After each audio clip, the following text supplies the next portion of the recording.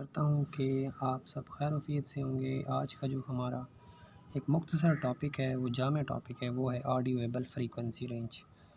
ऑडियोएबल का मतलब है सुनने के काबिल, यानी कि ऐसी फ्रीक्वेंसी जो को इंसान आसानी के साथ जिसको सुन सकता है, उसको हम ऑडियोएबल फ्रीक्वेंसी कहते हैं। इस फ्रीक्वेंसी की अगर हम तारीफ़ पढ़ते हैं कि the sound that we can hear are called audible sound. ऐसा साउंड जिसको हम सुन भी सकते हैं और बर्दाश्त भी कर सकते हैं, उसको हम कहते हैं ऑडियोएबल फ्रीक्वेंसी। ह्यूमन ईयर्स, इंसानी कान cannot hear sound of body that vibrating with frequency less than 20 hertz. कि इंसानी जिस्म या इंसानी कान 20 हर्ट्ज़ से कम फ्रीक्वेंसी की आवाज़ को नहीं सुन सकता। इस फ्रीक्वेंसी से कम आवाज़ को नहीं सुन सकता। और it also can not here, ये नहीं सुन सकता, of body vibrating of with frequency more than 20,000 hertz, यानी कि 20K किलो हर्ट्ज़ की फ्रीक्वेंसी से भी ज़्यादा नहीं सुन सकता। और इंसान सुन क्या सकता है? इंसान जो है वो audible range of for frequency for human is between the 20 hertz and 20,000 hertz, यानी कि इन दो फ्रीक्वेंसी के दरमियान की जो जितनी भी आवाज़ें हैं, तो इसको जो है वो बहुत ज़्यादा या सही तरह समझ सकता है। यानी कि समझ लें कि 20 हर्ट्ज़ की जो फ्रीक्वेंसी है ये बहुत कम होती है, ये बारीक आवाज़ है या जो इंसान को बिल्कुल समझ नहीं आती। और जो 20,000 हर्ट्ज़ की जो फ्रीक्वेंसी है ये बहुत हैवी है और ये जो है वो मोटी और इसकी समझ नहीं आती। नेक्स्ट हमारे पास पिच ऑफ साउंड है।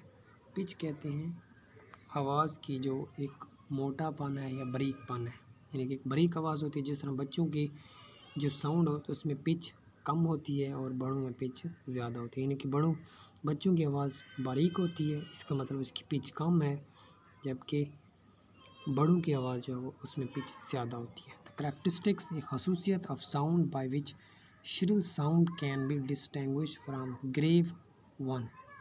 एक श्रिल होता है बारीक साउंड होता है, ग्रेव वन, यानी कि हम किसी मोटी और बारीक आवाज़ में फ़र्क कर सकते हैं, उसे हम कहते हैं पिच। एक बारीक आवाज़ होती है और एक ग्रेव आवाज़ होती है, यानी कि बड़ी आवाज़ वन होती है।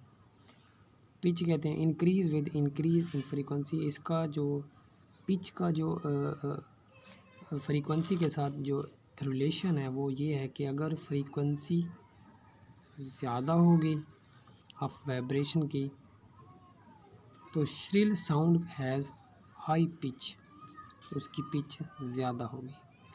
फ्रीक्वेंसी ज़्यादा होगी, वेव की तादाद ज़्यादा होगी, तो उसकी जो पिच है वो भी ज़्यादा होगी। इस तरह ठीक हो गया।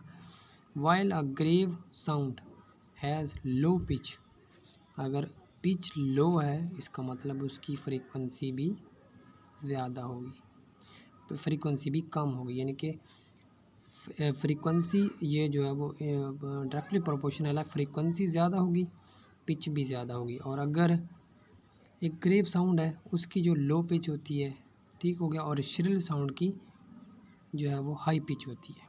ये याद रखने कि ग्रेव साउंड है उसकी लो पिच होती है और जबकि श्रिल जो साउंड है उसकी पिच ज़्यादा होती है। एक ड्रम प्रोड्यूस ग्रेव साउंड, एक बड़ी आवाज़ पैदा करता है ऑफ लो पिच, और उसकी पिच लो होती है, ठीक है, उसकी पिच जो है वो लो होती है। It is because it's diaphragm vibrate with low frequency, यानी कि फ्रीक्वेंसी अगर लो होगी, वेव की तादाद कम पैदा होगी, तो पिच भी लो ही होगी। और अगर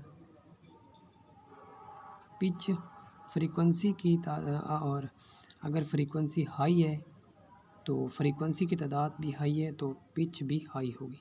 अ bell produce shrill sound, it is because bell vibrating with frequency, तो यानी कि बेल जो है वो उसमें फ्रीक्वेंसी ज़्यादा होती है और इस वजह से पिच भी हाई होगी।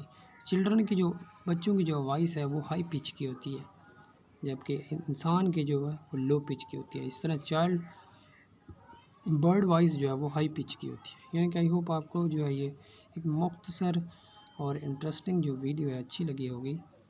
अल्लाह हाफिज़।